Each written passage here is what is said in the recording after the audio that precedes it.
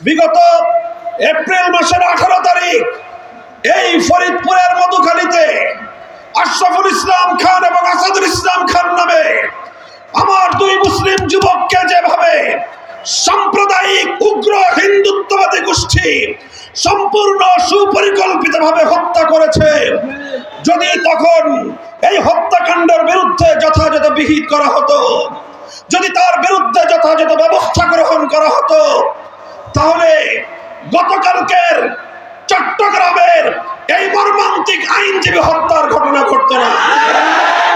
আজকের মঞ্চে দাঁড়িয়ে আল্লাহ পাক রব্বুল আলামিনের শুকরিয়া আদায় করছি, যে মহান রব্বুল আলামিন বাংলাদেশের মানুষের বুকের উপর থেকে জগদ্দল পাথরের মতো চেপে বসা স্বৈরাচারী নব্য ফেরাউনি গোষ্ঠী জালিম স্বৈরাচারী শেখ হাসিনা সরকারকে উৎখাত করে দিয়ে এদেশের মানুষকে নির্বিঘ্নে নিঃশ্বাস গ্রহণ করার সুযোগ করে দিয়েছেন।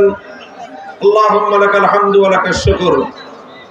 সেই সঙ্গে আজকে আমি অত্যন্ত হৃদয় এবং মনের গহীন থেকে ব্যথাতুর হৃদয় নিয়ে অত্যন্ত দুঃখ এবং ক্ষোভ প্রকাশ করছি।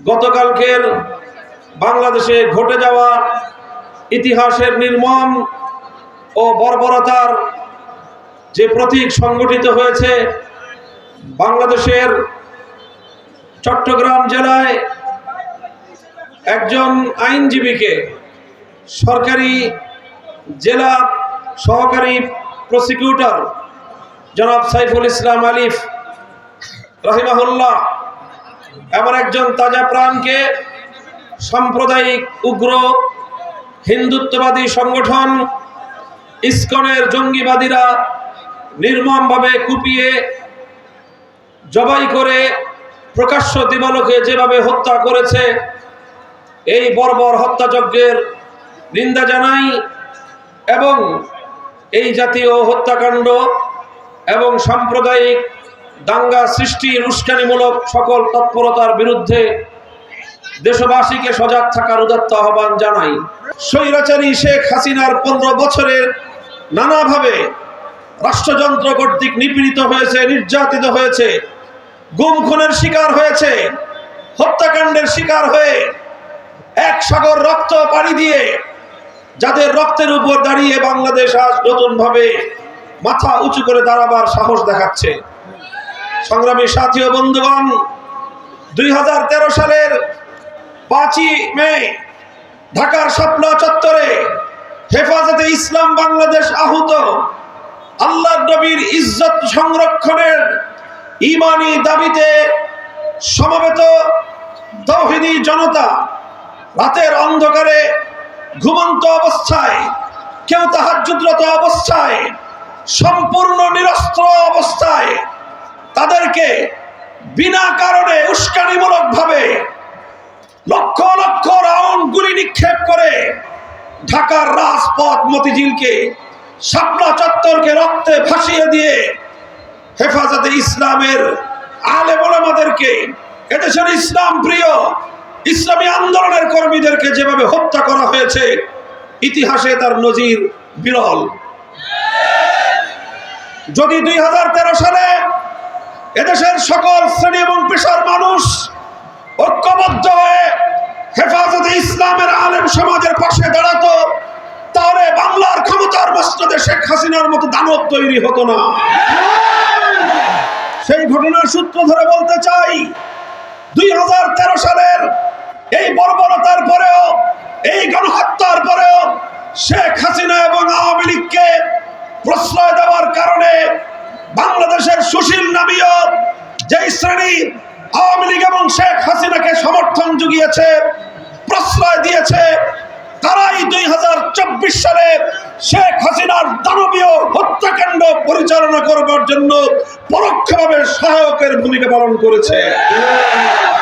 সেই সূত্রে আজ আমি বলতে চাই, বিগত এপ্রিল মাসের 18 তারিখ এই ফরিদপুরের মধুখালীতে আশরাফুল ইসলাম খান এবং আসাদুল ইসলাম খান নামে আমার দুই মুসলিম যুবককে যেভাবে সাম্প্রদায়িক উগ্র হিন্দুত্ববাদী গোষ্ঠী সম্পূর্ণ সুপরিকল্পিতভাবে হত্যা করেছে, যদি তখন এই হত্যা বিরুদ্ধে যথাযথ বিহিত করা হতো, যদি তার বিরুদ্ধে যথাযথ ব্যবস্থা গ্রহণ করা হতো, তাহলে গতকালকের চট্টগ্রামের এই মর্মান্তিক আইনজীবী হত্যার ঘটনা ঘটতো না। গতকালকের এই ঘটনার পর আজ গোটা বাংলাদেশ হতবাক। বাংলাদেশের বিবেকবান মানুষ বা ক্রুদ্ধ। একটি দেশের আদালত পাড়ায় যদি একজন সরকারি আইনজীবীর জীবন নিরাপত্তা না থাকে, তাহলে বুঝতে হবে এই উগ্র সাম্প্রদায়িক গোষ্ঠী কতটা ভয়াবহ এবং কতটা দুর্বৃত্ত এবং কতটা আগ্রাসী ভূমিকায় তারা পরিণত হয়েছে। আমরা বহু আগেই সতর্ক করেছিলাম। ইসকনের বিরুদ্ধে আমরা বছরের পর বছর কথা বলেছি। এই ইসকনকে যদি, তাদের অগ্রযাত্রাকে যদি রুখে না দেওয়া যায়, বাংলাদেশের স্বাধীনতা বিপন্ন হবে। জাতি ধর্ম নির্বিশেষে বাংলাদেশের সাম্প্রদায়িক সম্প্রীতির যে স্থিতিশীল পরিবেশ, এই পরিবেশকে ওরা জাহান্নামের আগুন দিয়ে জ্বালিয়ে পুড়িয়ে ছারখার করবে। আমরা অবাক বিস্ময়ে তাকিয়ে আছি বাংলাদেশের বিচার ব্যবস্থার দিকে, সর্বোচ্চ আদালতের দিকে। এখনো ইসকনকে নিষিদ্ধ করা হয় নাই।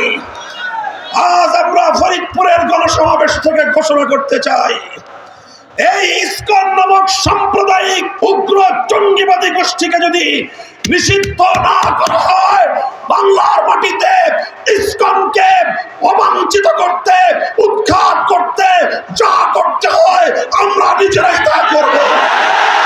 বিগত 15 বছর যাবৎ সকল ধরনের কূটনৈতিক শিষ্টাচারকে উপেক্ষা করে, এমনকি ন্যূনতম প্রতিবেশী সুলভ যে সাধারণ সভ্যতা, সাধারণ যে স্বাধীনতা, সেই সভ্যতাকে লঙ্ঘন করে পার্শ্ববর্তী দেশ হিসেবে বাংলাদেশের ভারত রাষ্ট্র বাংলাদেশের আভ্যন্তরীণ বিষয়ে নগ্নভাবে হস্তক্ষেপ করে চলেছে। 15 বছর পর্যন্ত বাংলাদেশের প্রতিটি জাতীয় নির্বাচনকে ভারতের প্রচ্ছন্ন মদদে শেখ হাসিনা জনগণের ভোটাধিকারকে খরণ করে নিয়েছে, ভোট ব্যবস্থাকে বাতিল করে দিয়েছে। সর্বোচ্চ আদালত বিচার ব্যবস্থায় তার নিজের দলীয় লোকদেরকে নিয়োগ করে সর্বোচ্চ বিচারকের আসনকে পর্যন্ত কলঙ্কিত করেছে। প্রধান বিচারপতির চেয়ারে বসে শেখ হাসিনার লেসপেন্সাররা তারা দলীয় নেতা কর্মীর মতো বক্তব্য দিত। শেখ হাসিনার ইশারা ছাড়া বাংলাদেশের প্রধান বিচারপতি পর্যন্ত কোন রায় দিত না, বিচার ব্যবস্থাকে ধ্বংস করে সেরেছিল। প্রশাসনকে দলীয়করণ করেছিল। প্রশাসনের সর্বোচ্চ জায়গা থেকে সর্বনিম্ন স্তর পর্যন্ত দলীয় ক্যাডারদেরকে নিয়োগ করে বাংলাদেশটাকে ফ্যাসিবাদী রাষ্ট্রে পরিণত করেছিল। আইন শৃঙ্খলা রক্ষাকারী বাহিনীর কথা কি বলবো? এই আমাদের প্রিয় পুলিশ বাহিনী, যাদের দীর্ঘ ঐতিহ্য ছিল, ৭১-এর মুক্তিযুদ্ধের রণাঙ্গন থেকে যারা যাত্রা শুরু করেছিল, সেই পুলিশ বাহিনীকে দলীয় পেটোয়া বাহিনীতে পরিণত করে বাংলাদেশের সকল পুলিশদেরকে সে তার নিজস্ব দলীয় গুন্ডায় পরিণত করেছিল।